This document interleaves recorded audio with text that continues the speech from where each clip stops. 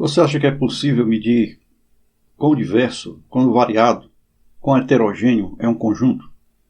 E o que é que isso tem a ver com classificação? Então, em primeiro lugar, vamos ver como é que a gente mede a heterogeneidade de um conjunto. E depois a gente vai ver um classificador que utiliza essa capacidade, com essa fórmula. Vamos lá.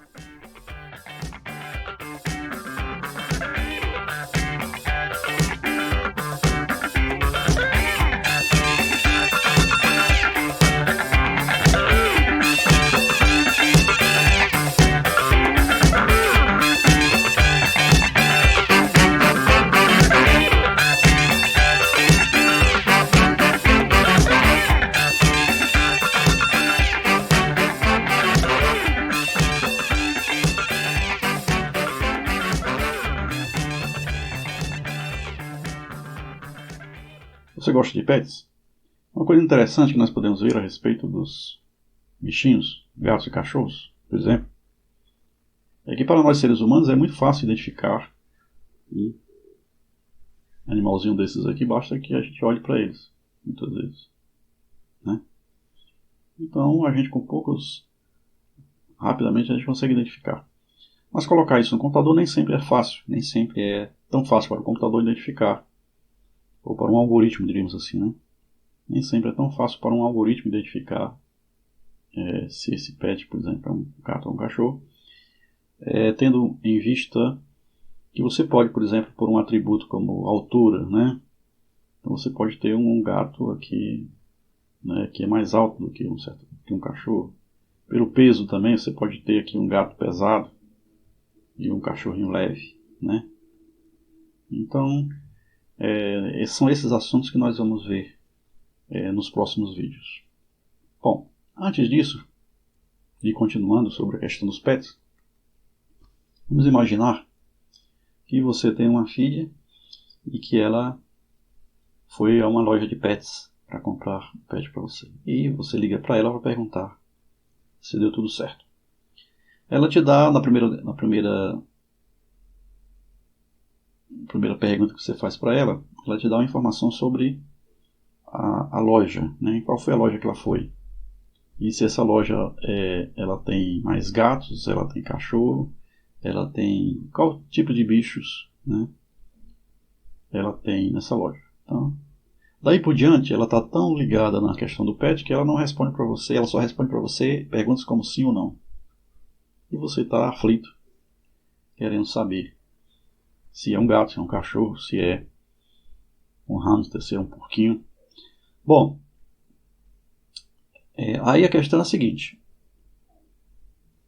Cada loja vai ter a sua proporção de pets que ela tem. Algumas são especializadas mais em gatos, outras mais em cachorros. Então você tem aí uma proporção. E quando essa informação é passada para você, você sabe, você tem uma ideia da diversidade dos pets que tem na sua loja. Bom, mas qual é a diversidade real? Ou seja, qual é a heterogeneidade real? Ou seja, a quantidade, digamos assim, de diversidade.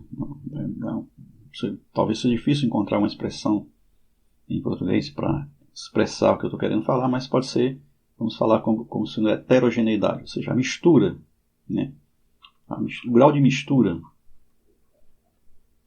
que essa loja de pets tem, ou seja, o grau de mistura desse conjunto. Então essa loja para a gente vai ser um conjunto de pets e nós estamos interessados no grau de mistura desse conjunto, se a diversidade, o grau de diversidade desse conjunto. E aí nós vamos tentar identificar a partir dessas respostas que a pessoa possa ter resposta sim ou não a essas perguntas. Como é que a gente faz isso? Bom, primeira coisa, então imagine que a pessoa foi na lojazinha, essa loja só tinha gatos, especializada em gatos. Aí a pergunta que a gente faz para você é: quantas perguntas eu vou fazer do tipo sim ou não pelo telefone para saber que se trata de um gato que ela escolheu o pet? Quantas perguntas eu preciso fazer? Ora, se ela foi para uma loja que é especializada em gatos, então no conjunto de elementos da loja só tem gatos. Então a quantidade de informação que eu preciso saber para ter certeza que ela escolheu um gato, é 0. Então, o número de perguntas que eu tenho que fazer. Se ela foi na loja de gatos e pegou um pet, não há o que perguntar, ela pegou um gato. Né?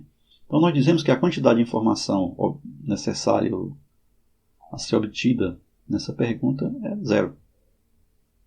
Ou a quantidade de informação disponível para mim via resposta é 0. Por quê? Porque eu já sei que é um gato. Se eu já sei que se trata de um gato, não preciso de resposta nenhuma. Ou seja, o que é que eu fui informado? Mudando a questão aqui de outra forma. De que eu fui informado a respeito do pet? De nada, porque eu já sabia que era um gato. Então esse nada que me veio é 0 informação. Então a minha pergunta teve como resposta 0 informação, porque não precisava fazer pergunta nenhuma. Número de perguntas, 0. Número de informação, 0. Aí um matemático criou a teoria da informação, chama essa variedade do conjunto de entropia, por conta da fórmula que nós vamos chegar lá para calcular essa variedade. E é uma fórmula parecida com uma fórmula da entropia da física, da termodinâmica. Bom, então o importante é a gente entender agora que, ao fazer a pergunta para a pessoa e a pessoa não havia necessidade nenhuma dela me responder, ou não havia necessidade da pergunta, indica que esse conjunto aqui não tem diversidade nenhuma, ele tem só um tipo de elemento. Então, a entropia, a quantidade de informação e o número de perguntas é 0. Okay? Bom, agora imagine uma situação já um pouquinho diferente.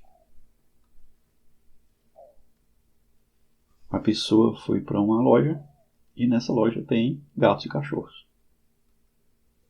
Então a tua filha tem uma loja que tem aqui gatos e tem também cachorros.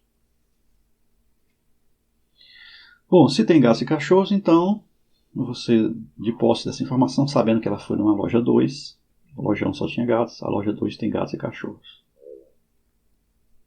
Agora você está na dúvida. Você não sabe se ela comprou um gato ou se ela comprou um cachorro. Pelo menos uma pergunta você tem que fazer para ela. Por exemplo, se é gato ou, por exemplo, se é cachorro. E ela vai te responder com sim ou não. Como você tem a necessidade de uma pergunta pelo menos, então nós dizemos que a quantidade de perguntas a ser feita é 1. E, portanto, eu tenho uma informação básica ou uma informação. A quantidade de informação que a pessoa vai te responder é 1. Em unidade de informação. Então vamos chamar isso aqui de unidade de informação.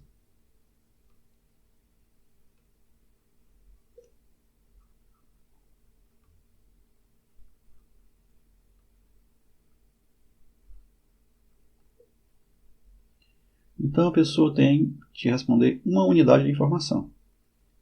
E nós dizemos também, nesse caso, que a entropia é 1. Então, a quantidade de perguntas, 1. Entropia, 1. Então já dá para ter uma ideia de que eu estou medindo a diversidade desse conjunto pelas perguntas que eu estou fazendo aqui. Né? Lembrando que a resposta é sempre sim ou não. Então vai responder gato. Então, essa resposta aqui, ela vai me criar uma árvore. Uma árvore de decisão.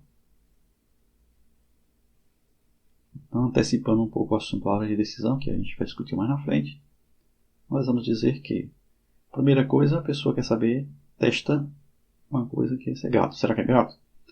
A resposta pode ser sim ou não. Se a resposta for sim, então ok, era um gato. Se a resposta for não, então era um cachorro. Era um cachorro. Então, com a resposta é gato, sim ou não, você sabe automaticamente qual foi o pet que ela pegou. Então aqui nós já tivemos uma árvore. É obviamente que essa árvore poderia ter sido cachorro, então a coisa seria a mesma. É cachorro? Sim, ok. Se fosse um cachorro, dava ok. Se não, não dava, era um gato. Então nós temos aqui uma árvore em um nível, com uma pergunta. Tivemos uma pergunta, a minha árvorezinha ficou em um nível, que é o nível da pergunta, e nós dizemos que a entropia é 1. Vamos em frente. Agora imagine que essa pessoa vá numa loja um pouco mais complexa. Nessa loja nós temos aqui gatos, nós temos aqui cachorros, Nós temos aqui hamsters, né? E temos até porquinho. Tem gente que hoje em dia está criando porquinho em casa, um bichinho de estimação, né? Bom, então você tem aqui os bichinhos que você pode comprar. E aí você liga para sua filha para saber o que ela comprou. Bom, suas perguntas sempre são de resposta tipo sim ou não. E você sabe que essa loja tem variedades, uma grande variedade, pelo menos 4 tipos de bichinhos, né? Você tem 4, digamos assim, classes. Ou tipos, né? Então você tem 4 classes ou tipos. Aí você você começa com a sua pergunta, é gato? É a primeira pergunta, gato. Ela vai te responder falando sim ou não. Se for gato, você acerta de primeira com uma pergunta. Se não for gato, você vem por aqui. E aí você faz a segunda pergunta. É cachorro? Se for cachorro, você acerta na segunda pergunta. Se não, você vai ter que fazer mais uma pergunta. A nova pergunta é porco? Também vai a mesma questão. A resposta pode ser sim, e aí você acerta na terceira pergunta. A resposta pode ser não. Nesse caso, se for não, você não precisa fazer mais nenhuma pergunta, porque você já sabe que, por exclusão, só pode ser um hamster. Então, qual é o menor número de perguntas possíveis nesse caso? O menor número de perguntas possíveis são essas 3 perguntas. Então, o menor número de perguntas possível é 3. Né? É lógico que você poderia tornar as coisas um pouco mais complicadas. Perguntar: é gato ou cachorro? É cachorro ou porco? Não sei o que. Vou inverter as ordens.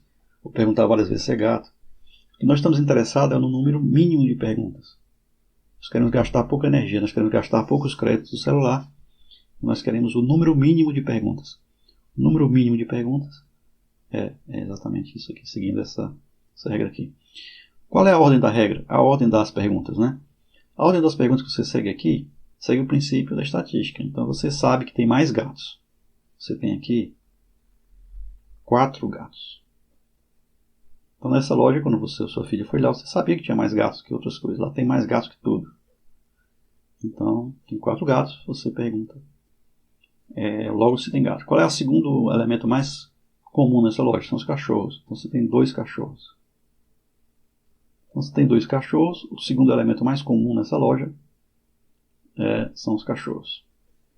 E depois disso você tem igualmente distribuídos os porcos e os hamsters. Então você poderia perguntar porco ou hamster sem problema nenhum. Tem um porco e um hamster. Então, para você fazer o número mínimo de perguntas, você começa fazendo pela classe majoritária. Ou seja, pelo grupo de elementos que é mais comum naquela loja. Em seguida, você faz a segunda mais importante, a terceira. Se for igual, você faz aleatoriamente, mas se não for, você vai fazendo na ordem. Porque se você pergunta logo pelo majoritário, você já descarta 4 elementos. Então você já tem aí metade da sua turma você já restringiu a sua busca. Obviamente que o gato poderia ser um desses 4. Então é gato, é gato, é gato, é gato. Então, você já dividiu aqui ao meio, então você já descartou todos esses elementos. E você agora, a sua pergunta se restringiu aos que sobraram. Ao fazer a segunda divisão, você rechaçou mais outros 2 elementos. Então 6 elementos, então sobraram apenas 2. E aí você faz a pergunta final. Então o que você está fazendo é particionando o teu conjunto pela quantidade de elementos. Isso aqui é semelhante ao que a gente chama, que todo mundo já conhece, é semelhante à nossa busca binária, essa velha busca binária. Né? E essa árvore, né, representa mais ou menos isso. Essa árvore aqui representa mais ou menos essa busca particionada. Uma busca binária porque, inclusive, a resposta pode ser sim ou não. O fato de ser uma busca binária também vai influenciar nas fórmulas que a gente vai desenvolver mais na frente. Então é isso aí. Vamos lá.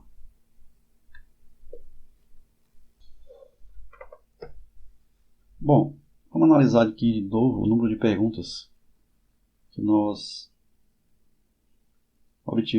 seriam necessárias para identificar o pet. Então, para o caso dos gatos, Para o caso dos gatos, a proporção, basicamente, nós tínhamos aí 4 gatos, né? Então nós temos 4 gatos, então a proporção seria de 4 para 8, que seria igual a 1 meio. Então nós temos a proporção de 1 meio. Quantas perguntas eu precisaria? Apenas uma pergunta. É gato? E a pessoa, se fosse um gato, a pessoa responderia imediato sim. Então, temos uma pergunta. Se a pessoa escolher o cachorro, né, imagine para cachorros, né? A probabilidade do cachorro, ela é 1/4, ou seja, ela tem 2 para 8, né, que seria 1/4. Então nós temos 1/4 de proporção ou de probabilidade de ser um cachorro seria 1/4. Então nós temos 1/4 e, portanto, nós temos 2 perguntas que necessitam ser feitas. Para o caso do porco, usando aquela mesma estratégia, nós temos uma proporção de 1 para 8, são 8 pets e um deles é um porco, e nós precisaremos de 3 perguntas. Para o hamster também é a mesma coisa do porco, nós precisaremos de 3 perguntas. Então, nesse caso, nós não temos um número de perguntas fixo, nós temos perguntas que variam de acordo com o pet escolhido. Então, antes se só tem gato, é uma pergunta só. Se só tem cachorro, é uma pergunta só.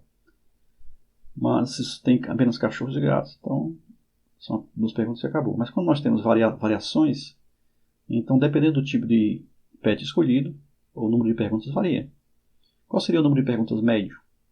Então a gente pode fazer uma proporção, uma média ponderada, em cima das proporções dos bichos. A proporção que a gente vai chamar aqui, então, de probabilidade, para evitar que a gente fique sofrendo muito com isso. Então isso aqui é a probabilidade de ser um hamster. Isso aqui é a probabilidade de ser um porco. Probabilidade do porco. Aqui é a probabilidade de ser um cachorro. Mas é exatamente isso o conceito de probabilidade. É uma proporção. A probabilidade de ser um gato. Então se eu pegar e fizer uma média ponderada dessas probabilidades, se eu usar essas probabilidades para fazer a média ponderada do número de perguntas, desculpe. Então eu indiquei aqui o número de perguntas, no número de questões. Então se eu usar as probabilidades para fazer uma média ponderada, eu vou ter que vai ser 1 meio para gatos vezes uma pergunta para gatos, 1/4 para cachorros vezes 2 perguntas para cachorros, 1/8 para porco vezes 3 perguntas para porco, e 1/8 para hamster vezes 3 perguntas para hamster, que me dá aqui esse valor de 1,75. Esse número de perguntas médio, ponderado, que nós chamamos de entropia, no caso. Mas, veja só, esse número de perguntas mínimo, tem esse detalhe. Porque você pode fazer perguntas loucamente, aleatoriamente, de forma que você obtenha 300 perguntas e tal. Mas o cálculo da média, né, isso é uma média ponderada mínima, né? Então, se essa é a média ponderada do número de perguntas mínimo que a pessoa possa fazer, então é o mínimo para os gatos, o mínimo para os cachorros, é esse aqui, o mínimo para os gatos, o mínimo para os cachorros, o mínimo para os porcos. Então, a média dos mínimos seria a minha entropia. Então, vamos em frente. Bom, então observemos as relações entre as proporções e o número de perguntas, né? Observemos que na proporção para meio o número de perguntas é 1, a proporção para 4 o número de perguntas é 2, a proporção para 8 o número de perguntas é 3. Onde é que vem isso? Como é que a gente calcula isso? Olha, 1 meio é a probabilidade, 1 sobre 1 meio é 2. Log de 2 é 1. Então, log de 2 é 1. 1 sobre 1/4 dá 4. Log de 4 é 2. Desculpe, marquei no lugar errado. Então, o log de 2 que é aqui, log de 2 é 1. Log de 2 é 1. Aqui, log de 4, que é 2. E log de 1 sobre 1/8, que é log de 8, é 3. Log na base 2, lembrando. Então, o número de questões, para esse caso específico, é o log 2 de 1 sobre P. Isso aqui é extremamente importante, porque isso aqui é que vai ser utilizado para definir a nossa fórmula final da entropia. essa situação aqui é uma situação ideal, né? Nós temos uma certa proporção ideal. Mas, então, nessa proporção ideal, nós conseguimos encontrar uma fórmula para calcular o número de perguntas. Se o conjunto não for ideal, essa fórmula não vai bater com o número de perguntas. No entanto, essa fórmula nos dá sempre uma situação mínima, diríamos assim, uma suposta mínima ideal, que seria exatamente a entropia. Então, essa fórmula da entropia, proposta por Claude Shannon, ele fez um estudo sobre comunicabilidade em canais. Então, era comunicação em canais de comunicação, exatamente o caso aqui que nós vimos do você perguntar para a pessoa o PET, né? Então, isso aqui é um problema de comunicação. E essa comunicação tem a ver com a informação que você vai passar para a pessoa. Então, é uma transferência de informação. Por isso, desses estudos de transferência de informação, o Claude Shannon descobriu uma coisa muito importante, é que a função logarítmica era fundamental para a definição das propriedades dos canais de comunicação. Então, fazendo vários estudos, aí que não vem ao caso a gente repetir aqui, o paper dele é um pouco complexo do ponto de vista matemático, ele chegou a essa fórmula, que é exatamente a mesma fórmula que nós chegamos agora há pouco, fazendo aquelas perguntas. Então, segundo Shannon, ele chamou isso de entropia. E entropia seria então o somatório onde são a diversidade da informação, ou seja, a quantidade de classes que você tem no seu conjunto. Então, se você tem as classes A, a classe B e a classe C, então I seria 1 para a classe A, 2 para a classe B e 3 para a classe C. Então, I é no tipo de classe. Somatório da probabilidade de cada classe, P de A, P de B e P de C, vezes o logaritmo 2 do inverso da probabilidade. Então, vocês observaram aqui que o logaritmo também, então uma propriedade importante do logaritmo, que o logaritmo de 1 sobre P é igual a menos log de P. Então, por isso que essas duas fórmulas são idênticas. Então, ao invés de colocar dessa maneira aqui, o Shannon preferiu botar isso aqui, que seria mais econômica, mais bonita, né? Sei lá, até. Então, é menos somatório de P log de P. Também porque esse log de P, como P é uma proporção, log de 1 sobre alguma coisa, log de 1 sobre x é sempre um número negativo, também tem isso. Então, esse menos aqui torna o valor positivo. Precisa estar aqui para esse valor ficar positivo. É tudo escrito, tudo, no final das contas, é tudo da mesma forma. Então, vamos limpar aqui.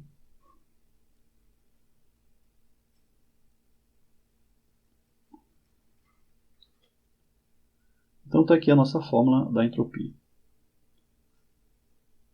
Bom, essa fórmula serve então para medir a diversidade de um conjunto.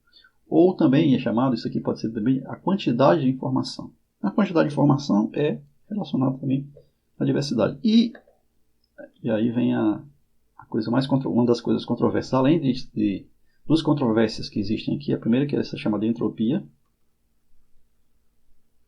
Então nem todo mundo gosta desse nome, porque faz confusão com a física.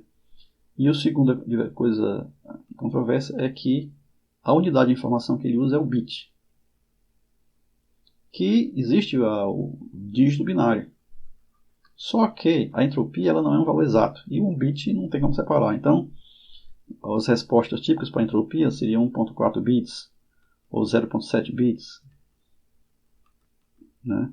Então, seria outra unidade de informação, outra controvérsia a respeito dessas duas formas. Mas, de qualquer forma, a coisa pegou. Então, pelo menos a entropia, pela similaridade entre essa equação e a equação da termodinâmica, e bits por ser uma unidade de informação já conhecida. Então, há uma relação, obviamente, claro, entre o bit utilizado aqui e os bits que são utilizados em canais de comunicação. Por conta dessa relação óbvia, também que a palavra bit é utilizada. Então, não é simplesmente um índice de entropia, não é um índice de diversidade, é também uma quantidade de informação. Então, H representa a quantidade de informação que um conjunto tenha. Você tem um conjunto qualquer, esse H tem elementos do tipo A, tem elementos do tipo B, tem elementos do tipo C, significa que ele tem uma certa quantidade de informação codificada aqui. Qual é a quantidade de informação codificada nesse conjunto? Então, é essa aqui. Vou ficar quanto eu preciso de comunicação, quanto eu preciso de informação para comunicar em um canal. É isso aqui. Então essa fórmula aqui é fundamental para determinar a diversidade dos conjuntos. Ela não é a única, né? Então nós vamos ver daqui a pouco uma outra fórmula de fazer isso. Bom, então vamos só repetir os cálculos, então já usando a fórmula oficial. Então nós temos o caso 1 das nossas perguntas, que é um conjunto homogêneo. Todo mundo lá é gato. Eram 4 gatos. Então se eram 4 gatos, é 4 vezes menos 1 sobre log de 1. Ora, log de 1 é 0. Então, no primeiro caso, morreu, realmente era 0 a entropia. Nós dissemos que era 0 e a entropia calculada é realmente 0. O caso 2, que nós vimos aqui, que era um gato e um cachorro, ou 2 gatos e 2 cachorros, não importa. Então nós temos aqui a proporção gato e um cachorro. Então, menos 1 meio log de 1 meio, porque é a proporção de 1 para 2. Então, a probabilidade do gato seria 1 meio, e a probabilidade do cachorro seria também 1 meio. Então fica menos 1 meio, log de 1 meio, menos 1 meio, log de 1 meio, que exatamente está escrito aqui. Então, menos 1 meio, log de 1 meio, menos 1 meio, log de 1 meio. 1 meio mais 1 meio dá 1. Ó, entropia 1. Foi exatamente o que nós dissemos. Uma pergunta, entropia 1. Para o caso 3, que são 4 gatos, 2 cachorros, 1 porco e um hamster, então nós temos menos 1 meio log de 1 meio para os gatos, menos 1 quarto log de 1 quarto para os cachorros, menos 1 oitavo log de 1 oitavo para o porco, menos 1 oitavo log de 1 oitavo para o hamster. Fazendo as contas, 1.2 mais 1.2 mais 3.7, 1.75 bits, que é exatamente o valor que a gente tinha calculado, 1.75 questões. Ó, mínimas questões ótimas. Tem esse detalhe aqui. Mínimo possível de questões, médio, né? Então tem esse monte de detalhes aqui. Médio, mínimo de questões ótimas. Média da mínima das questões ótimas. 1.75. Então essa média da mínima das questões ótimas é a entropia, H. Então, é isso aí, né? De onde veio esse H aí. Bom, então essa fórmula da entropia que nós usamos agora é a fórmula do Claude Shannon, né? Apaguei aqui o nome dele. Tentar sublinhar sem apagar. Shannon, que é exatamente o H é menos o somatório de P log de P. Existe um outro índice também chamado índice de pureza de Gini, que é muito simples, que é simplesmente o somatório das probabilidades ao quadrado menos 1. E onde é que vem o Gini, que é o G aqui? Então você tem as proporções, por exemplo, de gatos, 1 meio, cachorros, 1 quarto, hamster, 1 oitavo, 1 oitavo. Então eu tenho aqui as proporções. Isso são números menores que 1. Menor que 1, são probabilidades, né? Se eu levar isso aqui ao quadrado, ele vai subir, ele vai diminuir muito rapidamente, né? Então vai ficar um número que é bem menor do que 1 ainda, bem menor que 1. Aí se eu pegar isso aqui e subtrair do 1, eu vou ter como resultado o número próximo de 1. Esse número próximo de 1 vai ser tão mais próximo quanto mais diversos, quanto mais termos eu tiver aqui. Aí então o meu conjunto vai ser o mais diverso, quanto mais diversos forem os meus pesos, ou seja, quanto mais peso eu tiver aqui para somar ao quadrado. E aí eu tenho um grau de diversidade do conjunto. Então você pode utilizar também esse índice de impureza Gini. Por que o índice de impureza Gini pode ser um substituto muito importante e interessante para a entropia? A vantagem do Gini é que ele é mais fácil de calcular. Então se você tiver milhares de contas para fazer, muitos cálculos para fazer, então você vai querer usar esse índice, que dá praticamente os mesmos resultados, que dá resultados próximos. Então o Gini, ele é menos custoso computacionalmente. Ele, embora tenha resultados levemente inferiores, mas resultados muitas vezes não compensa você muitas vezes utilizar uma fórmula mais complexa quando os resultados são praticamente iguais. Por isso que nos pacotes de machine learning muitas vezes alguns classificadores já vêm como default a fórmula da impureza Gini para ser utilizada no classificador. Aqui nós temos uma comparação dos gráficos da entropia original, né? A fórmula da entropia original.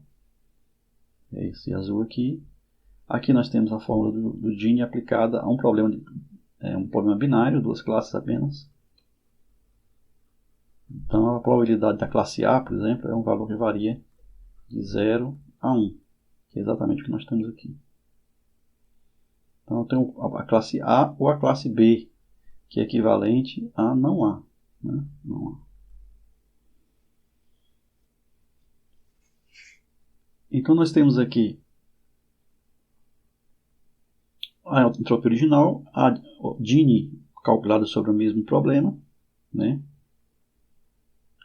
E esse verde aqui é duas vezes o índice para a gente comparar a forma, para ver que a forma do Gini é um pouco mais fechada do que a fórmula da entropia, mas muito semelhante, né? Diferenças bem pequenas, assim. Diferenças pequenas. Então, mas óbvio que ele é menor.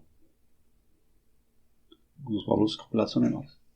Então não há muitas vezes justificativa para você calcular a entropia quando você pode usar o índice Gini.